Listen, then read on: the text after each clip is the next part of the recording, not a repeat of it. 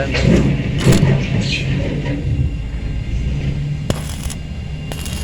আসসালামু আলাইকুম হ্যালো বন্ধুরা আমার, দেখেন আমাদের এক বাংলাদেশি ভাই ওয়েল্ডিংয়ের কাজ করতেছে।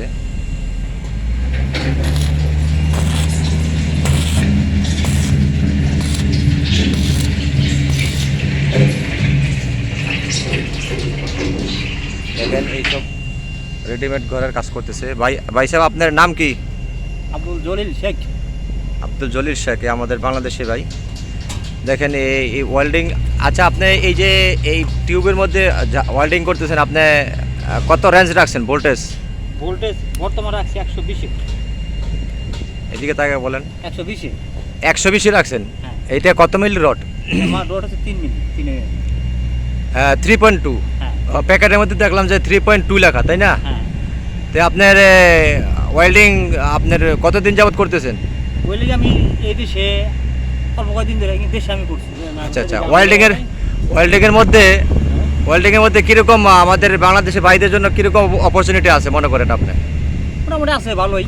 দেখা গেল নতুন ডাইলি পার আপনার 15-16 টাকা পাবেন, কত পুরনো হয়ে গেলে পার আপনার আচ্ছা আচ্ছা আচ্ছা, 18 টাকা। তার মানে এই দেশে আমি দেখছি যে আরও কিছু বাংলাদেশি ভাইদের আমি দেখলাম যারা মাল্টি ওয়েল্ডিং পারে, তারা অবশ্য 6 মাস কাজ করার পরে এক ভাই মাল্টি ওয়েল্ডিংয়ে আসছে, ওরা 28 টাকা রেটে এলাম। আরও আছে 28 টাকা। আরও অনেক বেশি আছে।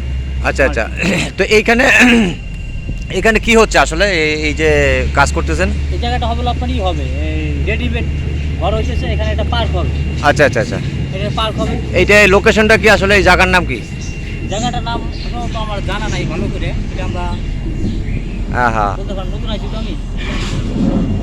এই ভাইয়া এই জায়গার নাম কি জানেন? আমিও নতুন নই। এই জায়গার নাম কি জানেন না? না। দেখেন এই আমাদের এখানে দাম্মামের ভিতরে পড়ছে, এখানে দাম্মাম স্টেডিয়াম ছাইরা একটা জায়গা, আমাদের জায়গাটার নাম খেয়াল নাই অবশ্য। তো এটা মাসরি কোম্পানি, এখানে ভালো বা কাজের অপরচুনিটি আছে। আপনারা এই ওয়েল্ডিং কাজের মধ্যে, তারপরে ভ্যারাইটিস কাজের এখানে অপরচুনিটি আছে। আপনারা বাংলাদেশি ভাইদের জন্য এটা একটা অবশ্য সুখবর। এখানে কাজে আসতে পারেন, সমস্যা নাই, ঠিক আছে।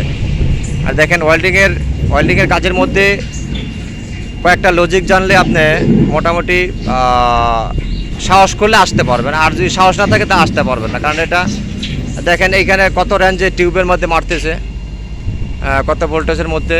আর তারপরে আবার কিছু ন্যূনতম কিছু অভিজ্ঞতা দরকার আছে, সাহসের দরকার আছে, না হয়তো আসতে পারবেন না। তো 2 মিলি, 3 মিলি, 4 মিলি। আচ্ছা আচ্ছা আচ্ছা, এইখানে আচ্ছা, তাইলে আমরা জানতে পারলাম যে আসলে মোটামুটি কয়েকটা লজিক জানলে, যেমন কত রেঞ্জে রাখতে হয়, তারপরে কত এর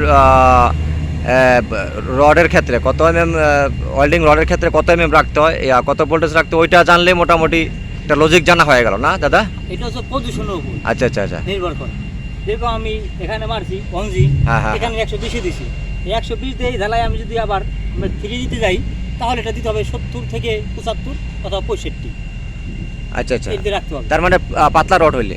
হ্যাঁ, পাতলা এই রডই, এই কিরমে বলি এটাই দিতে হবে 65 অথবা 70। কারণ 3G যখন করতে যাবো তখন আবার এই 1G পজিশন 3G দিতে হবে না। আচ্ছা আচ্ছা আচ্ছা, তখন কারেন্ট কমাইতে হবে। আচ্ছা আচ্ছা, তাহলে জানতে পারলেন দুই একটা লজিক। এই লজিকের উপর আপনারা ডিপেন্ড করা কিছু একটা মোটিভেশন হইতে পারেন, এই কাজ আসতে পারেন ইনশাল্লাহ। তো আজকের মতো এখানে বিদায়, শুভ